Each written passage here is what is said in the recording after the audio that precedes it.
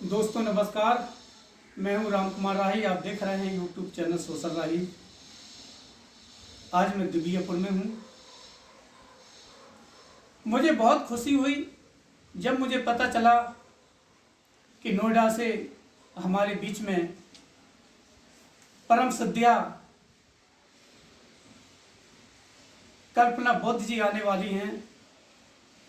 मुझे बहुत खुशी हुई, लोगों को भी बहुत खुशी हुई जब मुझे पता चला कि हमारी कल्पना बुद्ध जी एक महिला सशक्तिकरण के ऊपर काम करती हैं, महिलाओं को आगे बढ़ाने का काम करती हैं, महिलाओं को संवैधानिक अधिकार सिखाने का काम करती हैं। उत्पीड़न, उपेक्षा, अन्याय में भाग लेने वाली हमारी कल्पना बुद्ध जी आज हमारे बीच में हैं। तो कल्पना बुद्ध जी, सोशल राही यूट्यूब चैनल आपका बहुत आभार व्यक्त करता है जो आपने इतना बहुमूल्य समय हमें दिया, इसके लिए मैं स्वागत करता हूँ। मैं भी आपका बहुत बहुत धन्यवाद करती हूँ भाई साहब। आप इतनी दूर से हमारे लिए समय निकाल करके आए और हमसे मिलने के लिए आप कई बार प्रयास किया, लेकिन मैं आपको समय नहीं दे पाई, उसके लिए माफ़ी चाहूँगी। और आज आप हमारे लिए समय निकाल करके जालौन से यहाँ तक आए, मैं आपका बहुत बहुत आभार व्यक्त करती हूँ। थैंक यू जी। तो कल्पना जी,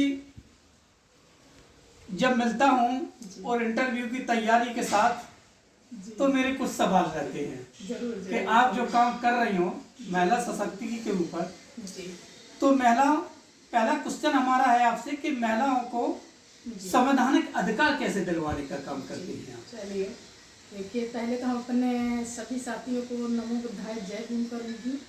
और आज जैसे कि बाबा साहब का परिनिर्वाण दिवस है, उनको मैं वंदन अभिनंदन करूँगी। हमारे राष्ट्र निर्माता बाबा साहब और नारी मुक्तिदाता, उपेक्षित वंचित लोगों के, मसीहा वर्गों के, उनको नमो बुद्धाय जय भीम करती हूँ अपने सभी साथियों को। और बाबा साहब के चरणों में कोट कोट नमन करती हूँ उनके परिनिर्वाण दिवस पर आज।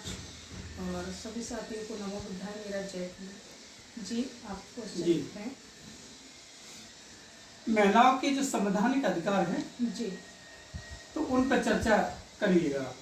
हमारे दर्शकों को बताइए कि महिलाओं के जो संवैधानिक अधिकार क्या है, कैसे दिलवाने का काम करते हैं? संवैधानिक अधिकार दिलाए नहीं जाते हैं, उसकी हमें जानकारी होना बहुत जरूरी है, जो कि हमारी महिलाओं को संवैधानिक जानकारी नहीं है। खासकर ग्रामीण क्षेत्रों में क्या 2% अभी महिलाओं को जानकारी है, जो पढ़ी लिखी हैं या शिक्षित हो गई हैं, जो पढ़ाई लिखाई कर रही हैं। लेकिन अगर ग्रामीण क्षेत्रों में बात करें तो अभी 1% भी महिलाओं को संवैधानिक जानकारी नहीं है। और संवैधानिक जानकारी महिलाओं को तभी हो सकती है या तो वो शिक्षित हो। हमारी महिलाओं को शिक्षित न होने के कारण उनको संवैधानिक जानकारी नहीं है, जिसकी सबसे ज़्यादा समस्या गांव क्षेत्रों में है, जो मैंने अभी तक देखा है। मैं जाती हूँ गांव क्षेत्रों में, महिलाओं के बीच में, लोगों के बीच में, तो उनको अभी तक यही नहीं पता है कि संविधान क्या है। उनसे पूछिए कि आप देश किससे चलता हमारा, तो उनको वो भी पता नहीं है। तो ऐसे हमारी महिलाओं का कैसे उद्धार हो सकता है? उससे हमारे जो पढ़े लिखे युवा हैं, जो हमारे पढ़े लिखे साथी हैं और जो सामाजिक संगठन चला रहे हैं, समाज में जो काम कर रहे हैं, उन लोगों की ये जिम्मेदारी बनती है कि समाज में जा करके जिन महिलाओं बेटियों को, हमारे लोगों को संवैधानिक जानकारी नहीं है, उनको संवैधानिक जानकारी दे। जो कि संगठन बना के लोग काम कर रहे हैं, लेकिन समाज में गांव क्षेत्रों की बात करें तो 2% लोग गांव में निकल के नहीं काम कर रहे हैं। जब तक हमारे लोग समाज में निकल करके काम नहीं करेंगे, गांव क्षेत्रों में कैंपिंग नहीं लगाएंगे और बड़े बड़े मंच सजा लेते हैं, बड़े बड़े मंचों पे भाषण देते हैं, उससे हमारे समाज का भला नहीं, परिवर्तन नहीं होने वाला, ना कोई परिवर्तन आने वाला है। गांव क्षेत्रों में जा करके जो हमारे लोगों को संवैधानिक जानकारी देना चाहिए, महिलाओं को मिलनी चाहिए। जैसे मैंने कई बार कार्यक्रम किए, बैठक की, उनसे मैंने पूछा क्या तुम्हें हमारा देश किससे चलता है, तो कहती मुझे पता नहीं। संविधान क्या है, तो महिला बोलती कि मुझे पता नहीं है। जिन महिलाओं को ये पता नहीं कि हमारा देश किससे चलता है, जबकि हमारा देश संविधान से चलता है, जो बाबा साहब भीमराव अंबेडकर ने हमारे देश की नींव रखी है, देश का संविधान लिखा है, तो बाबा साहब के बारे में उनको कैसे पता होगा संविधान की, जब बाबा साहब के बारे में पता नहीं है कि हमारे बाबा साहब कौन थे, संविधान का उनको क्या पता होगा। मेरा कहना है कि शान ये शौकत ये ईमान ना होता, हाँ, तो इस देश में कोई किसी का मेहमान ना होता, खुशियां ना मिलती हमें इस वतन में यदि बाबा साहब ने संविधान लिखा ना होता। बहुत बाबा साहब के हम लोग आभारी हैं, बाबा साहब के हम ऋणी हैं। बाबा साहब का तो कर्ज हम इस जन्म में क्या 1000 जन्म ले लेंगे तब भी नहीं चुका सकते हैं। अच्छा कल्पना दीदी, एक बात आती है कि जब महिलाओं को जानकारी नहीं होती है, समझ ना, संवैधानिक जब उन्हें जानकारी नहीं होती है तो कहीं ना कहीं उनका शोषण कर लिया जाता है। हाँ, जब उनको देखिए, जब उनको संवैधानिक जानकारी है नहीं, उनको यही नहीं पता कि हमारे संविधान में अधिकार क्या है। जब उनको संवैधानिक अधिकार नहीं है तो हर व्यक्ति शोषण करता है। रोड चौराहे पे क्या कहीं पर भी किसी भी फील्ड में आप चले जाइए, किसी भी विभाग में चले जाइए, सबसे ज्यादा महिलाओं का शोषण होता है। क्यों होता है? क्योंकि उनको संवैधानिक जानकारी नहीं है। संवैधानिक जानकारी हमारे लोग देना ही नहीं चाह रहे हैं, क्योंकि जाते हैं, कार्यक्रम करते हैं, मंचों तक जाते हैं और मंचों पर भाषण देकर चले आते हैं, उससे हमारे समाज का भला नहीं होने वाला है। और जब तक महिलाओं को संवैधानिक जानकारी होगी नहीं, उनका शोषण रुकेगा नहीं। दूसरा वो कारण उसमें महिलाओं का भी है, हम महिलाओं के ऊपर भी बोलेंगे भाई, क्योंकि महिलाओं का है कि महिलाएं समझना भी नहीं चाहती हैं, वो अंधविश्वास से नहीं निकलना चाहती। मेन है उनका शोषण होने का कारण कि वो अंधविश्वास में फंसी हुई हैं।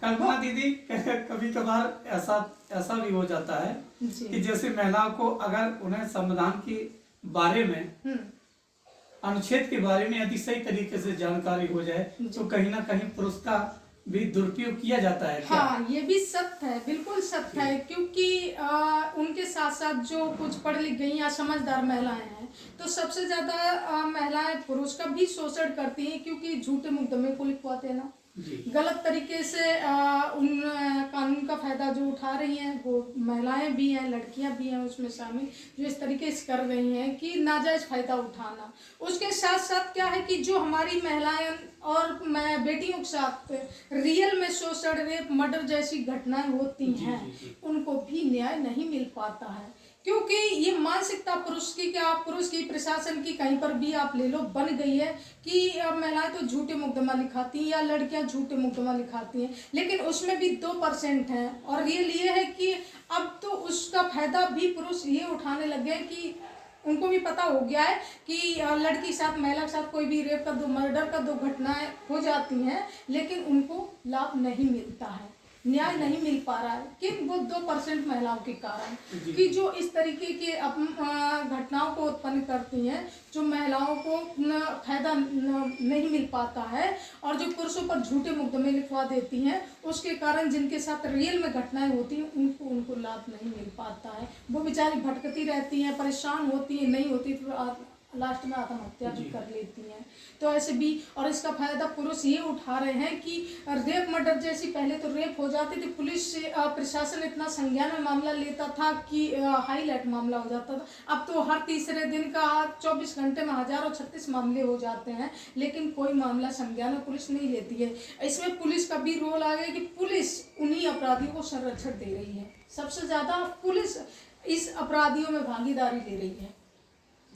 जो आज के टाइम पर शोषण हो रहा है समाज में महिलाओं का, उसमें कम से कम 70% पुलिस का हाथ होता है इसमें। अच्छा कल्पना दीदी, ज्यादातर मैंने देखा है बड़ी जजियों में मैं जाता हूँ, कोर्ट कचहरी में, तो आजकल सबसे ज्यादा जो भीड़ मैं देख रहा हूँ, सबसे ज्यादा ऐसे ही केसों के मैं ज्यादा हालत देख रहा हूँ वहाँ पे।